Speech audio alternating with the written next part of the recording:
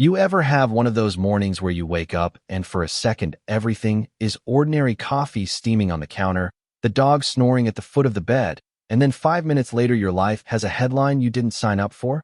That was me the day the Hammonds showed up at my fence, engines revving like they wanted to make a movie out of my front yard. I tell you that up front because if I don't start there, none of this makes sense.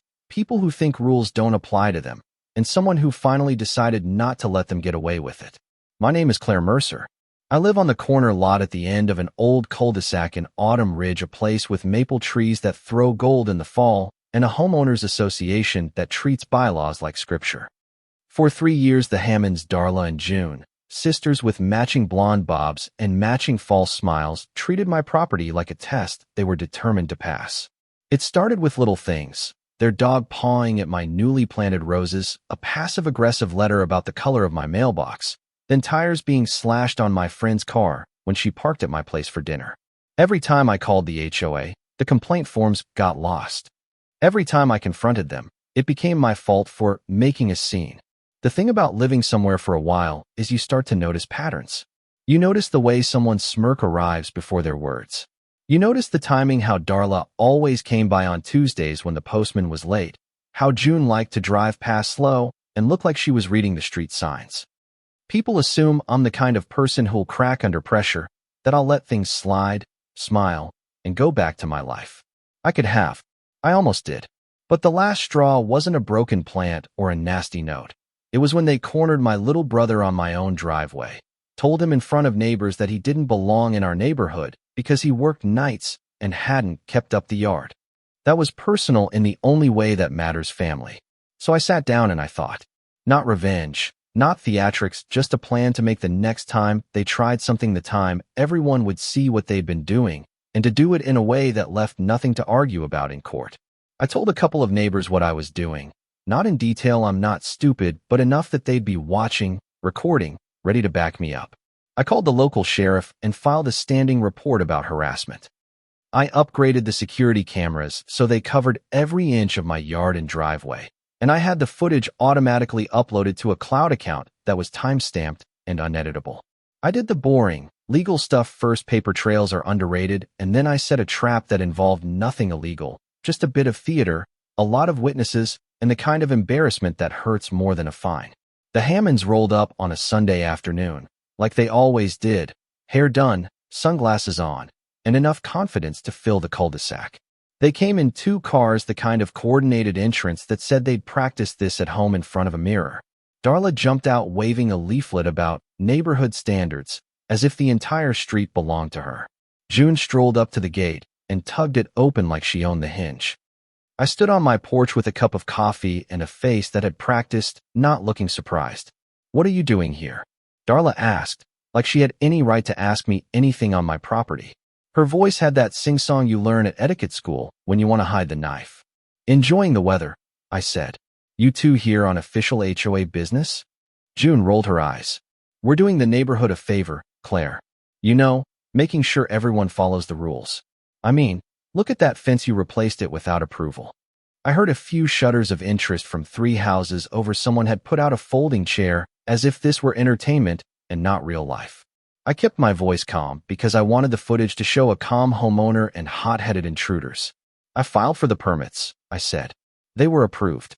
Darla leaned in close enough that her perfume made the air heavy. "We saw the permit online," she said, "but we don't think you followed the guidelines."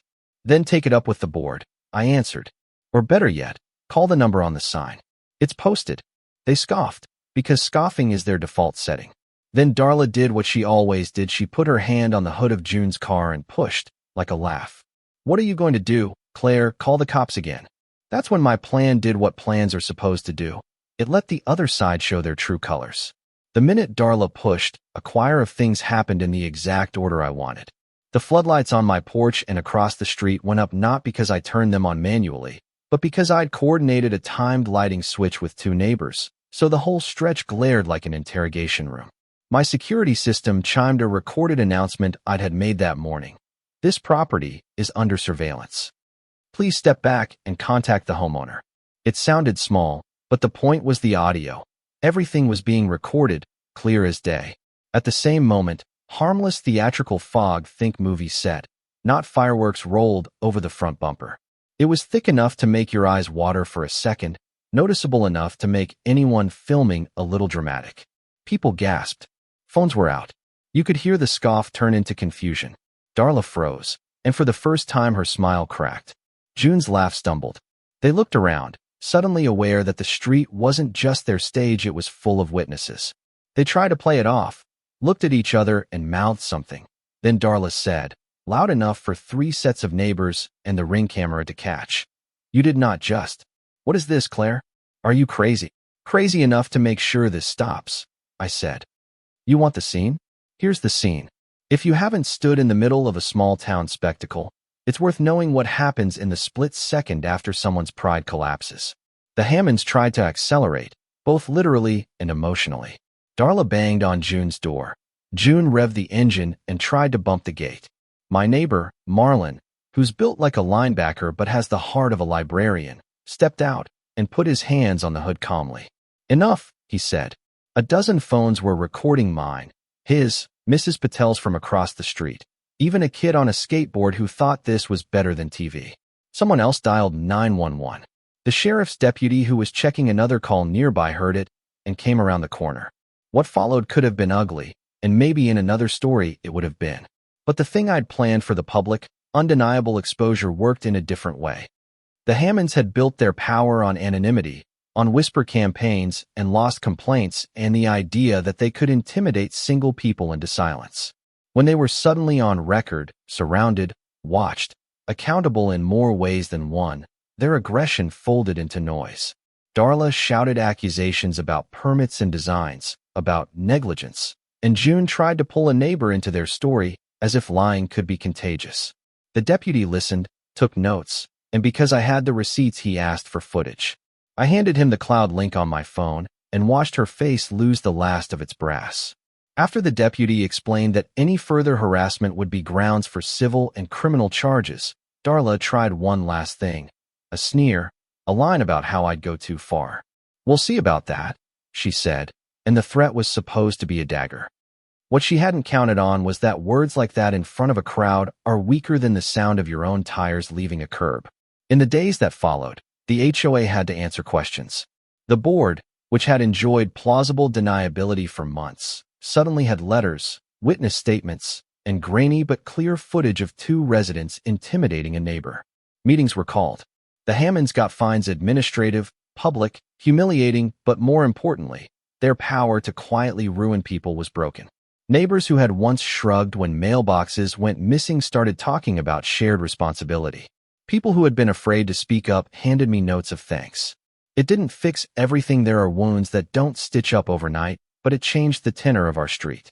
I want to be honest. I felt a rush that first week, the kind that makes your chest warm and your hands go a little shaky. It is not small to see a bully shrink. It is not small to watch a reputation crack. But the pride came with a familiar aftertaste. I kept checking the yard at odd hours, waiting for retaliation. I started noticing small things again: fence slats scratched, garden gnomes moved. The Hammonds didn't go quietly into the night. People like them rarely do. They sued the board, wrote angry letters, staged a couple of passive-aggressive meetings where they tried to guilt the community into supporting them. It was tiresome. It was human. There's a moment in all of this where you have to decide who you are after you stand up. Do you become the person who escalates for fun, who treats public shaming like sport? Or do you take the win, accept that justice can be small and bureaucratic and still enough, and live your life? I chose the latter. I met with the board. I helped write a new neighborhood policy that made reporting clearer. I organized a block barbecue where people laughed and told stories and realized they actually liked each other. That doesn't erase what happened or the fact that the Hammonds are still there, watching. But it made the street kinder. And sometimes that's the point. You change the rules, you change the rhythm. If I had to give a single piece of advice from all of this, it would be twofold. Document, and don't let shame be your only weapon. Paperwork is boring, but it's also magic when you need it. And show up for your neighbors. When one person refuses to let a bully win, everyone else notices, and it becomes easier to breathe. Now, I'll leave you with something I still think about. The look on Darla's face when the lights came up and the fog rolled, not fear exactly, but an understanding that the world had tilted on her. I don't want to celebrate people getting humiliated. That's petty and hollow. But I do believe in the power of truth in the light. The neighborhood will argue about whether what I did was theatrical or necessary, and that's fine. Argue in the comments. Tell me what you would have done. Tell me where the line is between standing up and escalating. Did I go too far? Was the Hammond's punishment fair? Have you ever had to call a community to account? Drop your story below, and let's talk about what justice looks like when it's messy, small, and very human.